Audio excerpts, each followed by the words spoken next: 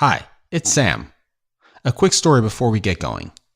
A few weeks ago at the TWiML AI Summit, I met a listener, Nicholas, who works for a leading energy company. We spent a bit of time chatting, and he mentioned a few of the things he'd learned about on the podcast that he went ahead and implemented at his company.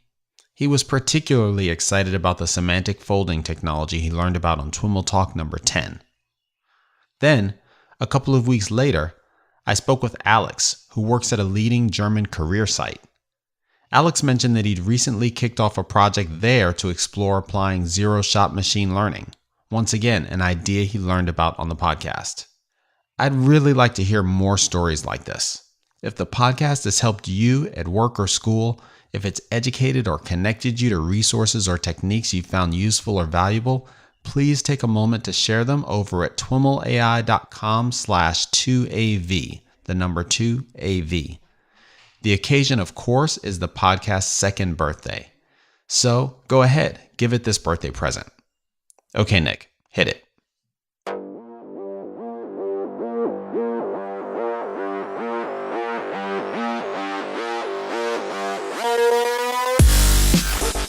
Hello and welcome to another episode of TWiML Talk, the podcast where I interview interesting people doing interesting things in machine learning and artificial intelligence. I'm your host, Sam Charrington.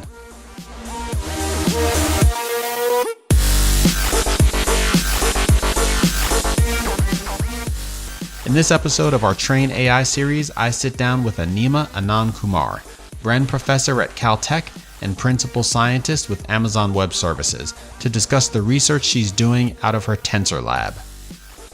In our conversation, we review the application of tensor operations to machine learning and discuss how an example problem, document categorization, might be approached using three-dimensional tensors to discover topics and relationships between them. We touch on multidimensionality, expectation maximization, and the Amazon products SageMaker and Comprehend. Anima also goes into how to tensorize neural networks and apply our understanding of tensor algebra to perform better architecture searches. Before we start though, a shout out to our friends over at Figure 8 for their sponsorship of this week's series. Figure 8 is the essential human-in-the-loop AI platform for data science and machine learning teams. The Figure 8 software platform trains, tests, and tunes machine learning models to make AI work in the real world. Learn more at www.figure-8.com. Just a reminder, this episode was recorded on-site at Train AI, so there is some unavoidable background noise. And now, on to the show. All right, everyone. I am pleased to be seated here with Anima Anandkumar. Anima is Bren Professor and Microsoft and Sloan Fellow in the Department of Computing and Mathematical Sciences at Caltech, as well as a Principal Scientist with Amazon Web Services. Anima, welcome to This Week in Machine Learning and AI. Thank you, Sam. It's a pleasure to be here. It's absolutely a pleasure to finally get an interview going. It's not been that long since I saw you last, Scaled ML, I think, at Stanford. Right, that's right. I mean, the Scaled ML was a small and an intimate event, but just so many amazing speakers, and the audience was also really cool to interact with. Absolutely. So why don't you tell us a little bit about your background and how you got interested and started down the path of ML and AI? Yeah, I guess you could say, even as a child, I was always interested in math, to me, kind of just the aspect of understanding a lot of structure and explaining the world through math seemed magical. And then through the years, I did engineering, and in the beginning of my PhD, I wanted to ask questions on how we can use mathematical techniques to understand data better, to process them better, scale that up, and run them in real systems. Of course, my beginning was humble. I was looking at purely the theoretical aspects. I was asking questions in sensor networks. Now you might call them Internet of Things, IoT, right? right? I mean, back then that name didn't exist, which dates me. But the questions were still very relevant today. How much of learning do you do on the edge, on the devices? How do you transmit this? What about bandwidth constraints? How do you route them? How do you exploit the correlations of measurements between different sensors? So these were the questions that I started tackling. And to me, like solving these math problems was very fascinating, but I wanted to also get them working on real systems, right? So because back then we didn't have the IoT revolution going yet, I decided to switch to settings where I could just purely work with data. So I asked, suppose we have all the data in one place, can we do something interesting, and can I try this out in different scenarios? And that's when I started working on probabilistic graphical models, understanding relationships between variables, how we can discover those graphical relationships at scale, and what techniques would allow us to provide guarantees, like when do we successfully discover them, and understanding really when we can discover information about hidden variables. So as you can imagine, every model is wrong, right? So there is Right. only better models which can approximate the real world in some ways, better than others. But the question is whether having hidden variables will allow us to have a more realistic model, because so many times we cannot measure everything about the real world. So the ones that are hidden from the measurements, can we incorporate them into the model, and how do we discover them? As an example, think about categorizing documents, right? So there's a whole bunch of news articles, but suppose there's no human annotation of what the documents are talking about, then that's a hidden variable. We don't know those categories for the documents. So suppose we can incorporate them as hidden variables and use the text as observed variables. Can we now learn about these relationships from data, even when the variables are not directly observed? Okay, great. And so your lab at Caltech is called the Tensor Lab, and you spend a lot of your time focusing on researching tensors and tensor implementations of machine learning algorithms and things like that. Can you maybe walk us through that line of research and what it's all about, and tie it back to this problem that you started with? Absolutely. I mean, it's been a very interesting journey. It's taken me about 6 years now to see the tensor field mature more, right? So I do want to add a caveat. The research on tensor algebra is very different from TensorFlow. There is always this one person in the audience who will ask me about TensorFlow when I give the talk on tensor. The common point there is the phrase tensor, which Yes. means what? Yeah, so tensor, as a naive definition, right, is a multidimensional array. So now you don't just have two dimensions. It's not just rows and columns. You have many more dimensions in your array that can be thought of a tensor. But then there is a deeper algebraic meaning that I think many people who are not in the field may not be aware, right? So just as we treat the matrix not just as rows or columns, but there's a whole host of linear algebraic techniques. So matrix really can be thought of as an operator. You're operating matrix on a field, you're using that to change your vector, right? When you multiply a It's a vector. transformation of some sort. Exactly, Right. exactly. And so tensors could be thought of as a richer class of such transformations. And so in that sense, the TensorFlow term is apt, because you have an input data which can be thought of as a tensor, and there's an output that's also a tensor. Right? I mean, if it's just a vector, that's a special case of tensors. So TensorFlow is one that kind of flows through the network as a series of tensor transformations.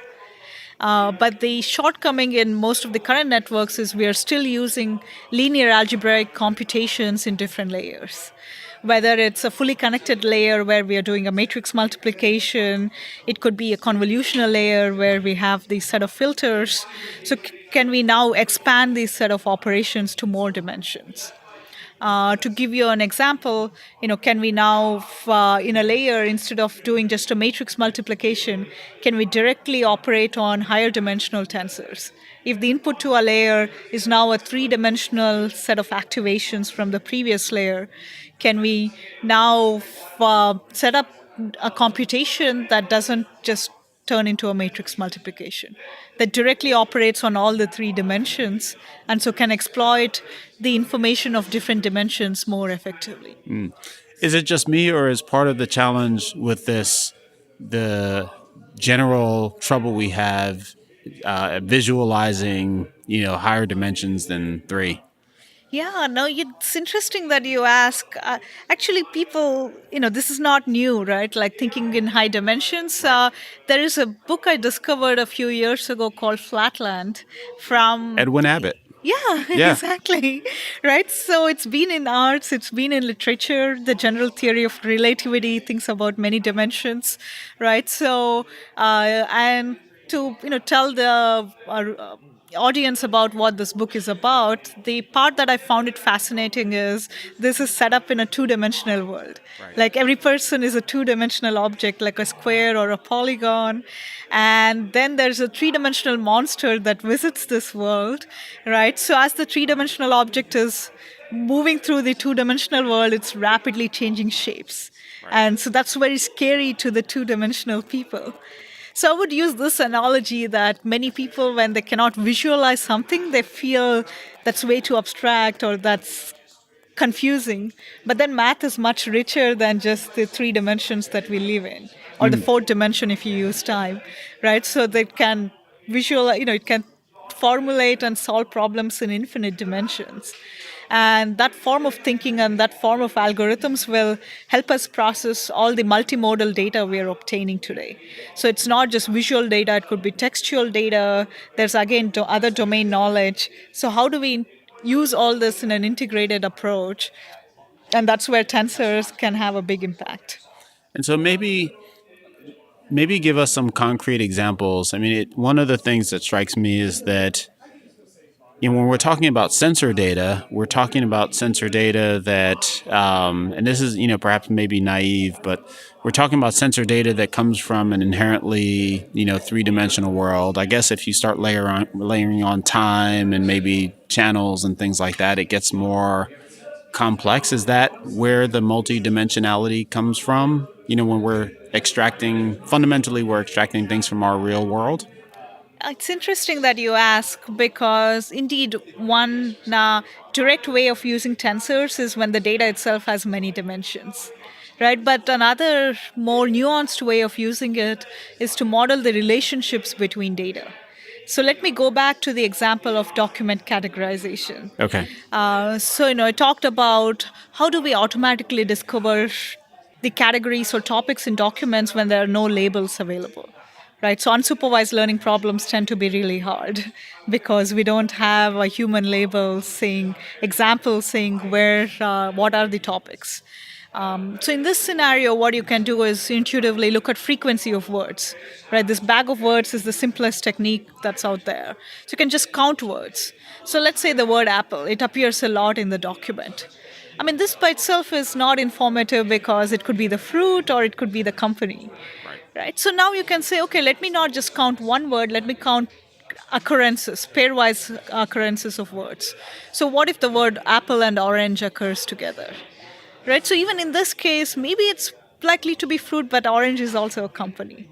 Right? So now what about three words? If I count like occurrences of triplets of words, if it's apple, orange, banana, then likely it's a fruit.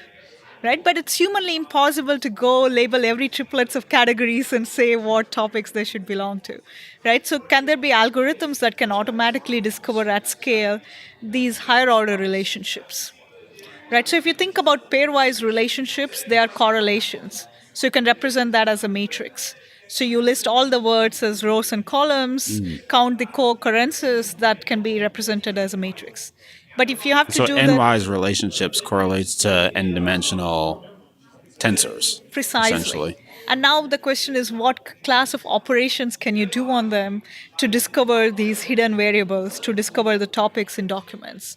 And what I showed in one of my first papers is how we can decompose a certain tensor, a three-dimensional tensor, and discover the topics and discover the relationship between those topics and the words in the documents.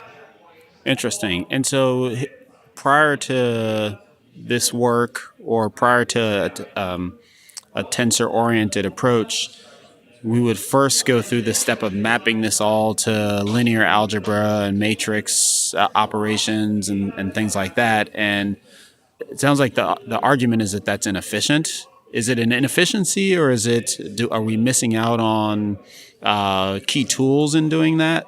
So there is a bit of everything. So for the specific, as always, right, the problem is complicated. For the specific topic of topic modeling and other latent variable estimation, there were two sets of approaches. One is expectation maximization. So you have the likelihood function, right? So you kind of do a sort of local search method and hope to reach a globally optimal solution. But many times it gets stuck, especially for high dimensional problems, and it's also slow. And the other approach, these matrix approaches, tend to do simple linear dimensionality reduction techniques. Like the principal component analysis is the most common one. So if you try to do a matrix approach or a linear algebra approach for topic modeling, you would only discover the subspace of the topic vectors, right? So you won't discover the actual modeling. And also, there is the class of spectral clustering where if the documents have separated topics, you could try to do a clustering approach. But in many cases, they are not. There are news articles talking both about science and politics and so on. So there is no separation of documents into distinct categories, right? And in those problems, there is really no other approach other than expectation maximization that people have used in practice before. And what we found is in our experiments that these tensor methods can be scaled up very efficiently because they can build on current linear algebra techniques and be parallelized in an embarrassingly parallel way. And we have that actually now available with Amazon SageMaker and the Comprehend service. So with that, we have benchmarks that we've released comparing it to open source topic modeling frameworks that use expectation maximization. And you said SageMaker and what? So SageMaker is the machine learning platform to run experiments, and the Comprehend is the natural language processing service. Okay. So with Comprehend, you can go and directly access the results of topic modeling. With SageMaker, you can even play around with the algorithm and run benchmarks and so on. Tell me if this is right. It strikes me that your work is kind of operating in two dimensions. Well, now I'm overusing the term dimensions, but there's this one angle where there are different approaches. There's expectation maximization, there's PCA, and others. And your work it's not just the tensorization of expectation maximization. It's another approach, but it's an approach that is made possible because you can operate in this tensor domain. Is that correct? Or so it really is another approach. It's looking at a different objective. Yeah. Right? So if you have a probabilistic model, the standard approach is maximize likelihood. Right? But classically, there was another approach which was to match the moments. It goes back to Spearman. In fact, it goes back to even Gauss. If you go, if you only match the first two moments, that's when you get a Gaussian distribution as an approximation to your true distribution. Right? And what this is doing is now expanding this to higher order moments and also to many coordinates, to multivariate distributions. Because the intuition is now, if you have a mixture of Gaussians, you cannot just do with two moments, second order moments. You need to go to higher order moments to try to separate the mixture components. Mm-hmm. And that applies to a broad class of models.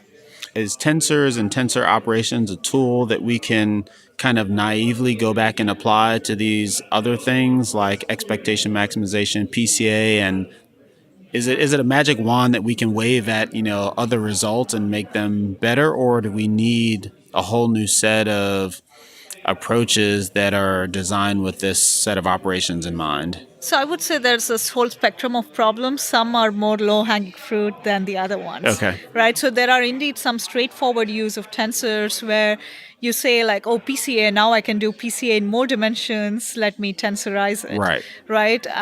On the other hand, there are more sophisticated approaches where I can ask, can I now look at the problem in a new light because I can use tensor methods, right? Is this really the right approach there?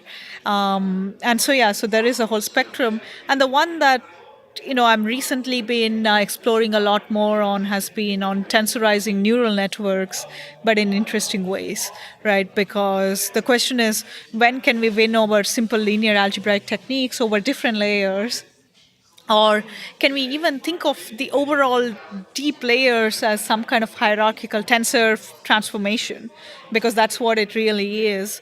And one of the works that some of the researchers have looked at, Nadav Cohen as the primary author, has been precisely to ask that. Can we look at algebraic techniques, the group theory, to understand neural networks better? So walk us through that, because I think you presented that at Scaled ML, and one of the examples you used, if I'm remembering this correctly, was looking at a computer vision task and convolutional neural nets and kind of mapping that to what that might look like in a tensor world. Am I remembering that correctly? A little bit. A little bit? I mean, yes. So I think, so the basic problem there is we have these convolutional layers, and then you feed the output of the convolutional layers to the fully connected layers. Mm-hmm. Right, so the output of the convolutional layers is actually a three-dimensional structure, because there is the spatial dimensions and then there's the number of channels. Mm-hmm. But then when we are feeding them to the fully connected layers, we are flattening them and just turning it to a matrix multiplication. Right. So we are all losing all the three-dimensional information. And the question we asked was a very simple one. What if we try to preserve this three-dimensional information all the way to the end? Mm-hmm. And the way to do it is, instead of doing matrix multiplication, turn that into a three-dimensional tensor contraction. So multiply with weights on each of the dimensions of the three-dimensional tensor. And in the last layer, do a tensor regression and use a low-rank tensor weights as a way to reduce the number of parameters. And that's what we found. We found a huge amount of space savings compared to the standard neural networks, up to 65% in these fully connected layers. Space savings in what sense? In terms of the number of parameters. Okay. So the idea is, by exploiting all the dimensionality information, we can have more compact networks. Okay. How else are you looking at applying this work? Yeah. And so that was one example. The other set of examples is, as I said, to investigate the ability of tensors to capture higher order correlations better, right? And so we looked at time series. And so here this can be very challenging, because there can be all kinds of higher order correlations that affect forecasting outcomes. And especially if you want to forecast way into the future, they can be much more important. And so what we did was we took RNNs and LSTMs and used a window of measurements and looked at tensorizations of them. And of course, if you naively tensorize, that blows up the number of parameters, right? Because that's a high order tensor. But then you can do efficient tensor train approximations, a low rank approximation. So what that yields is a succinct representation of higher order correlations. And we found a lot of benefit compared to baseline LSTMs on a range of data sets, like forecasting traffics hours ahead, forecasting weather, hundreds of days into the future. So there is a much better performance in those settings. So I can foresee a lot of such cases where we have a diverse set of measurements, so tensors become a natural framework to encode the input, but then even during their processing through all the layers, you kind of treat them as tensor operations. So you can exploit the information in different dimensions more effectively. Do you see this tensorization as it's applied to neural networks? Is this something that is automatable, or is it akin to network architecture in its level of complexity? Like, did you do this via graduate student descent, or did you run it through some process? I mean, so I would say, as great starting point would be to have a software framework that makes it easy to define these layers, right? So that's where John Kosafi, he interned with our group last year, and he's been working with me and also his advisors back in London on developing TensorLeaf framework. So the TensorLeaf software, you can think of it as Keras. It has a front end that makes it very easy to define these tensor operations, but you can now connect it to multiple different backends: TensorFlow, PyTorch, MXNet, and the baseline NumPy as well. So if you don't want to bother about deep learning, you can even just do basic NumPy and do the operations on CPU. So, but the benefit with this is now different researchers and developers can go try out different architectures, right? See what works well in their domain for their data sets. And so I would say that's a good starting point. But indeed, the architecture design would be more complex because we have a broader set of operations. But on the other hand, I do think there's some nice research to be done in terms of how we can use group theories, how we can use our understanding of tensor algebra to do better architecture search. Elaborate on that. What are you thinking there? I mean, this kind of, has also been seen in quantum systems and other areas of physics on asking different forms of tensor representations, what kind of correlation structures do they induce, and what would make sense for a particular domain. And we're just basically touching the surface of this, right? So it's not still an algorithm that we can automate. But I think those kinds of understanding could help us design better architecture search. So again, I would say I was talking about architecture search, right? Yeah. And that is indeed a hard problem. I mean, right now, even simple greedy search kind of approaches take up a lot of resources. So if we want to solve it at scale very efficiently, that's out there. Okay. But on the other hand, there are some immediate things we can do to improve the current state of art. What other things are you working on? Yeah, it's been really a broad set of problems. I recently, I think I shared it online on SlideShare that talks about how to, bring our thinking of all aspects of AI together, right? So I see three facets. There is data, there are algorithms, and then there's the infrastructure. And until now, we've been kind of thinking of each separately, but there's a need to bring them together to have the best efficiency, the best impact. To give an example, typically we first collect data, feed them into machine learning algorithms. But in most practical applications, data is such a crucial aspect. And what we've found in a series of studies is you can drastically improve data collection, aggregation, and augment our current data better.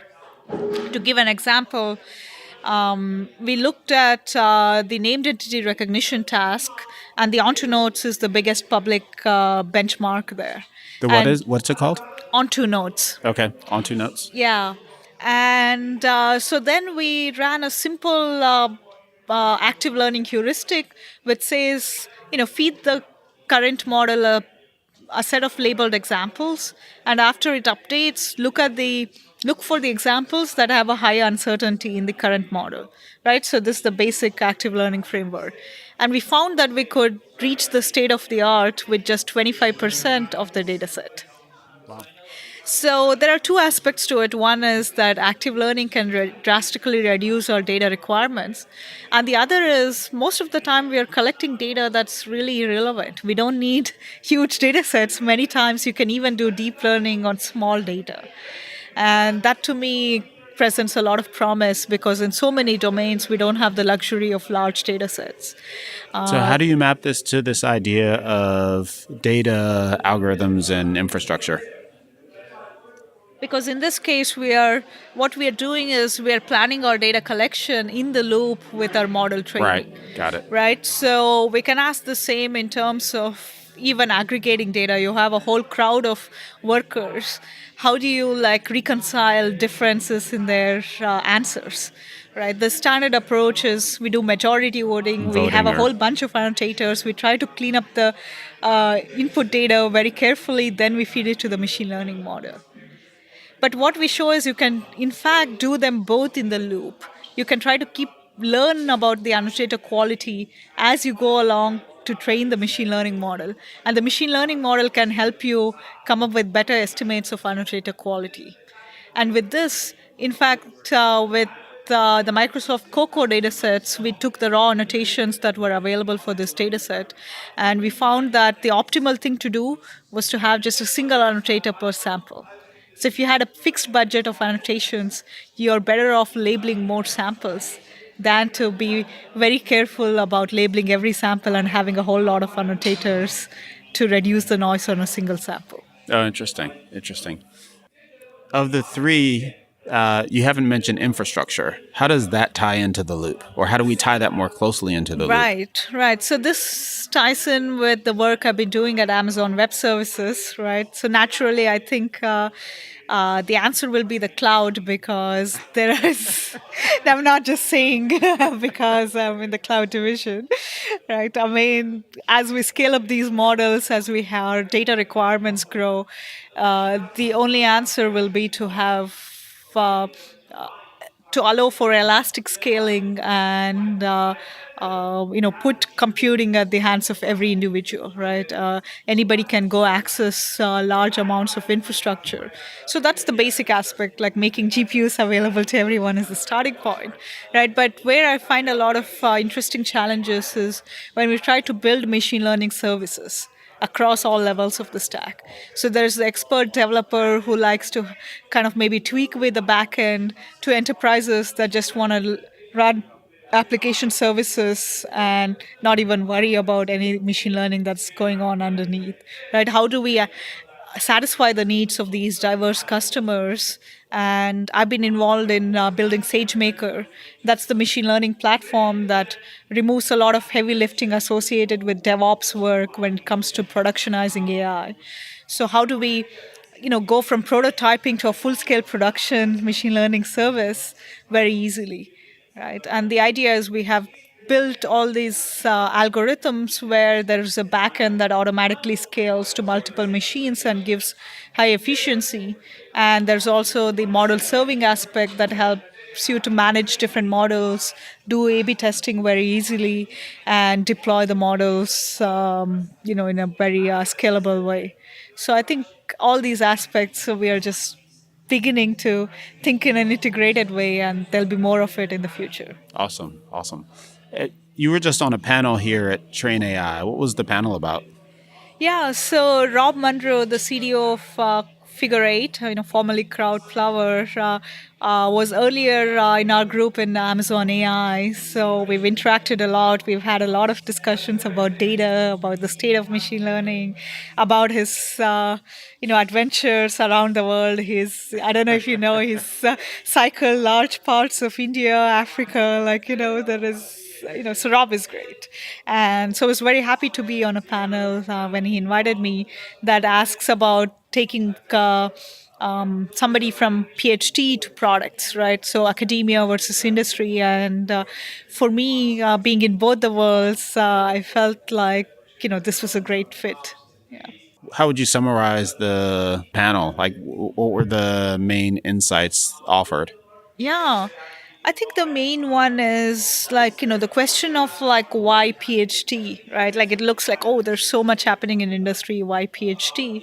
I think there is a lot of relevance for PhD even today, in fact, more than before, because first of all, there's a whole set of unsolved problems, and industry is looking at only a sliver of them. And in industry, sometimes things are so fast moving, you have to kind of ship products and you don't have that opportunity for a deeper thinking, right? So if you're kind of in a position to say, I want this adventure, I want to explore on my own, I want to ask my own questions, right? Then PhD is the right fit. But it's not for everybody. Mm-hmm. So it's I would never advise somebody to do a PhD just to get a machine learning job, right? So that's It's a the long way wrong to go. reason. Yeah, exactly. And so yeah, there were useful and very interesting discussions like that. Yeah. Fantastic. Well, Anima, before we wind down, any other thoughts that you'd like to share? No, I think I really appreciate all the great work that you're doing. I think it's very important to publicize all the efforts that are happening in AI and machine learning, and more importantly, like kind of give a realistic view of the field, right? So I do think there is a lot of hype in the media on one hand, and at the same time, a lot of fear mongering, and sometimes by big and powerful names that I'm sure shall remain nameless. Yeah, but it's very easy to infer, and I completely disagree. I think I would call it an abuse of power to kind of use their positions to do this kind of a fear mongering, because there's a lot of real world impact to be had, especially a lot of social impact to be had through the use of AI, and we are still very much at the beginning. There is so much development to be done, and investing in AI education should be the priorities of governments and organizations. So I'm so happy that you have this podcast, and you're making efforts to provide a balanced view of the topic. Great. Well, thank you so much. It's great to chat with you. Thank you. All right, everyone, that's our show for today. For more information on Anima or any of the topics covered in this episode, head on over to twimlai.com/talk/142. Thanks again to Figure 8 for their sponsorship of this show. To follow along with the Train AI series, visit twimlai.com/trainai2018. Finally, show us some love for the podcast's second anniversary and share how it's been helpful to you. You can do that over at twimlai.com/2AV. Thanks so much for listening, and catch you next time.